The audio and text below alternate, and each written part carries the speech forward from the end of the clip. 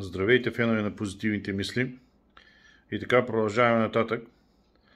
Ако с цел осъществяване на вашето желание искате да правите визуализация, можете да я правите на базата на като си представите някаква сцена с ваш близък или познат или приятел, или може да използвате за осъществяването на визуализация ваш спомен или част от спомен,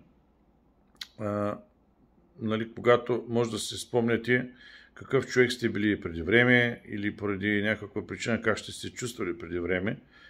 По този начин може да процедирате, ако така придобивате усещането и то максимално като сила и постоянство усещане, че ще се сбъдне желанието ви, което е необходимо, за да стане така законът за привличането да работи, че да се случи това.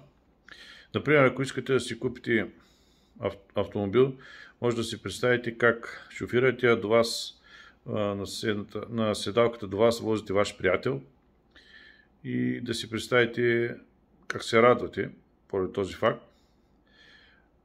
Освен това, е много важно, правейки визуализацията или друг метод, чрез който ще се стремите да придобиете усещането, че ще се сбъдне желанието ви, да повярвате, че това е възможно, колкото и невероятно да ви се струва това, защото по този начин ще се настроите по-лесно да придобиете въпросното усещане.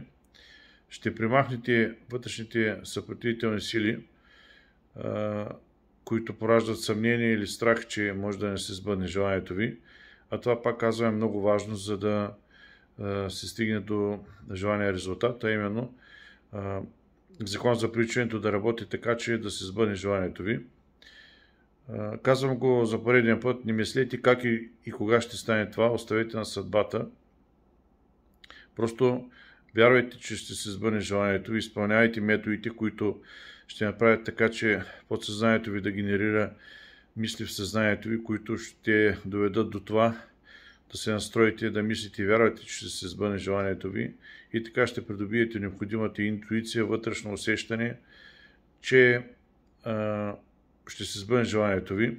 Както се казва, ако стигнете до ниво, при което някакъв вътрешен глас ваш ви нашепва, образно казано, че ще се сбъдне желанието ви, това наистина ще се случи. И така, успех! Чао, до нови срещи!